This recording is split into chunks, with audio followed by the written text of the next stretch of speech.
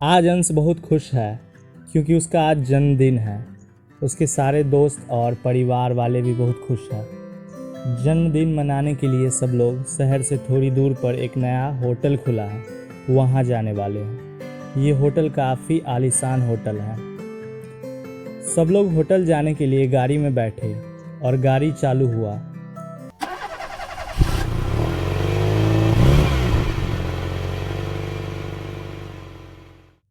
Hotel पहुंचने पर पता चला कि हमारे होटल का सारा कमरा पहले से ही बुक है। उसके मैनेजर ने अंश के पिताजी को बताया। अंश उदास हो गया। अंश के पिताजी अंश को समझा रहे थे कि एक होटल के आदमी ने कहा, सर कमरा नंबर 444 खाली है।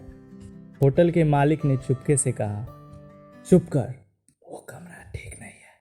फिर वो आदमी ने कहा,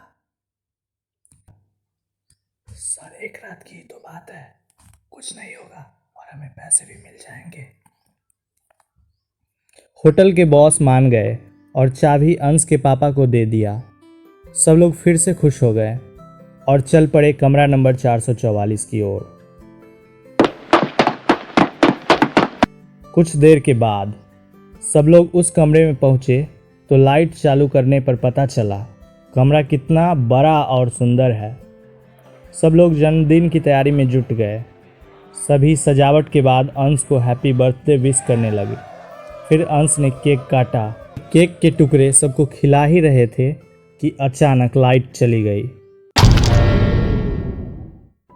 सब लोगों ने बोला, लाइट को भी अभी जाना था।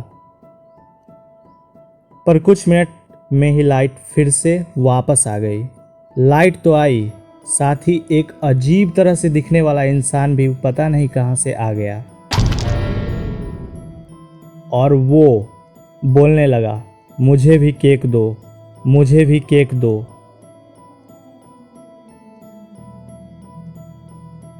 अंश ने केक देने के लिए आगे बढ़ा पर उसके पापा ने उसे रोक लिया और उस अजीब से इंसान से पूछा कि तुम कौन हो भाई, तुम्हें किसने इनवाइट किया। अजीब आदमी ने कुछ नहीं बोला। फिर अचानक लाइट कटी और फिर आई, पर इस बार वो अजीब आदमी वहां पर नहीं था और न ही अंश के पापा थे।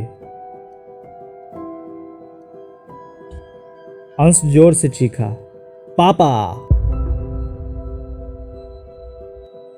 क्योंकि उसके पापा केक पड़े टेबल के ऊपर चढ़कर केक खा रहे थे, पर उसके पापा का शक्ल पहले जैसे नहीं था, बल्कि उस अजीब के से इंसान जैसा था। सब लोग इधर उधर भागने और चीखने चिल्लाने लगे। तभी फिर अचानक से बिजली कटी और जब वापस आई तो अंश समेत सभी का चेहरा पहले जैसा नहीं था।